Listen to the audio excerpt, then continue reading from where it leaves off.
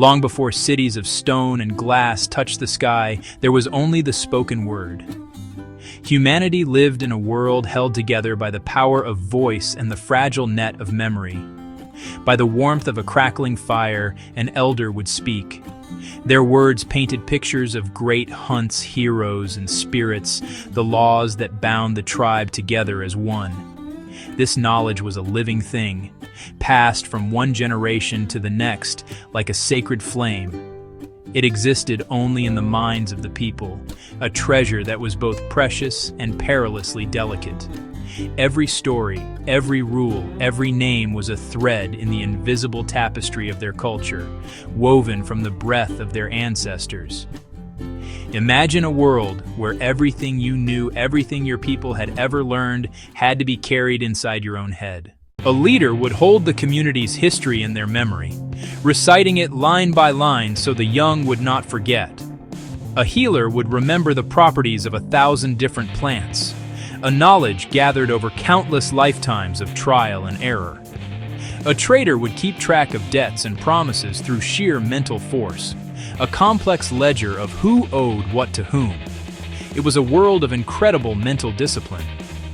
But it was also a world that lived on the edge of forgetting, where a single lost life could erase a library of wisdom forever.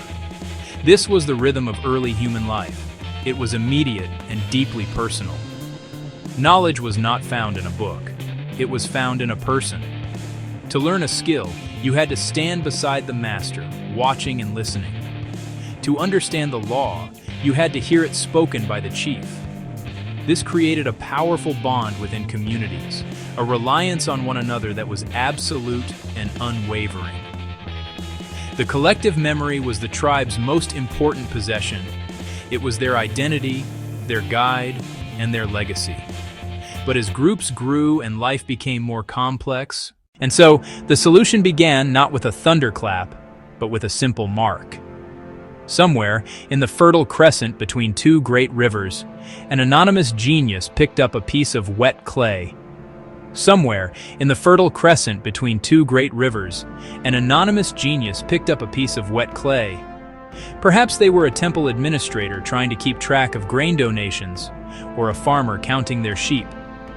Instead of holding the number in their head, they made a small impression in the clay for each item.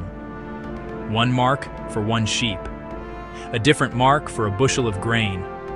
It was not yet language. It was not yet a story. But it was a revolution. For the first time, a thought had been captured. It had been given a physical form, separate from the mind that created it. These first marks were pictures, simple symbols known as pictographs. A drawing of a head of barley meant barley. A drawing of an ox's head meant an ox. It was direct and intuitive. Scribes in ancient Sumer began using sharpened reeds to press wedge-shaped marks into soft clay tablets, a system we now call cuneiform. Scribes in ancient Sumer began using sharpened reeds to press wedge-shaped marks into soft clay tablets, a system we now call cuneiform. These tablets, once baked in the sun or fired in a kiln, became nearly indestructible. A record of a transaction, a tax payment, or a list of goods could now outlast the person who made it. It could be stored, checked, and verified. Once unleashed, the idea of writing spread like seeds on the wind. It traveled along the busy trade routes, the arteries of the ancient world. Merchants carried the concept from Mesopotamia to Egypt. In Egypt, hieroglyphics flourished on papyrus scrolls. From there, it crossed the sea with Phoenician sailors. The Phoenician sound-based alphabet became the ancestor of many modern scripts, including the one you are reading now. Each culture adapted the idea to its own language and needs. But the core principle remained the same. Spoken words could be made visible and permanent. This technology was not for everyone at first. Writing was a specialized skill, a secret craft guarded by a select few. Scribes were powerful figures in society. They were the keepers of the records. They were the administrators of empires. They were the secretaries of kings. They spent years in special schools, painstakingly learning hundreds or even thousands of characters. the temple, the palace. Both became centers of literacy, religion and government intertwined. But the power of writing was too great to be contained. As trade expanded, merchants needed to keep their own records. As laws became more complex, citizens needed to understand their rights and duties. The invention of simpler alphabetic systems, only a few dozen letters to learn, was a democratizing force. It made literacy accessible beyond a small elite. The journey of the written word is a story of accelerating technology. For thousands of years, every copy of a text had to be made by hand. A scribe would spend months carefully transcribing a single book. This made books rare and precious objects, accessible only to the wealthy, accessible only to the scholarly. But then, in the 15th century, a new invention changed everything. The printing press, with its movable type, made it possible to produce thousands of identical copies quickly and cheaply. This was a revolution on par with the invention of writing itself. It was as if a single voice could suddenly speak to millions at once. The printing press threw open the doors of knowledge. Books poured out into the world. Pamphlets poured out into the world. Newspapers poured out into the world. The Protestant Reformation, the Scientific Revolution, the Age of Enlightenment, were all fueled by this ability to disseminate information. Literacy rates soared as books became affordable for the common person.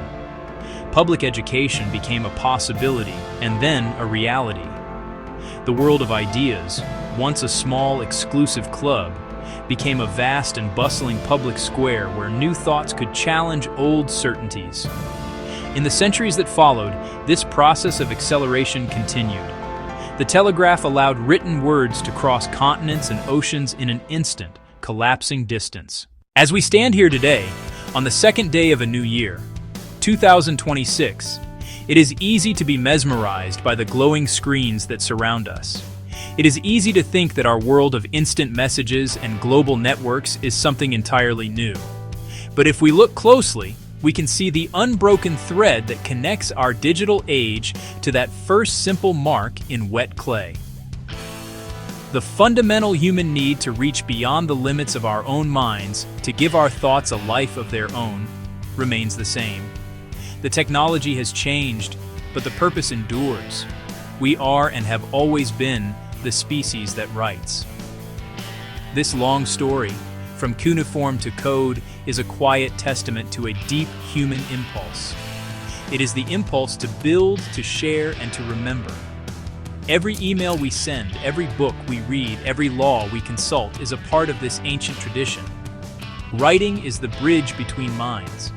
It is the invisible architecture that supports our complex societies. It is the vessel that carries the songs, the wisdom, the warnings of the past into the hands of the future. It connects us not only to each other in the present, but to every generation that came before. The invention of writing gave us a collective memory, a shared brain that spans continents and millennia.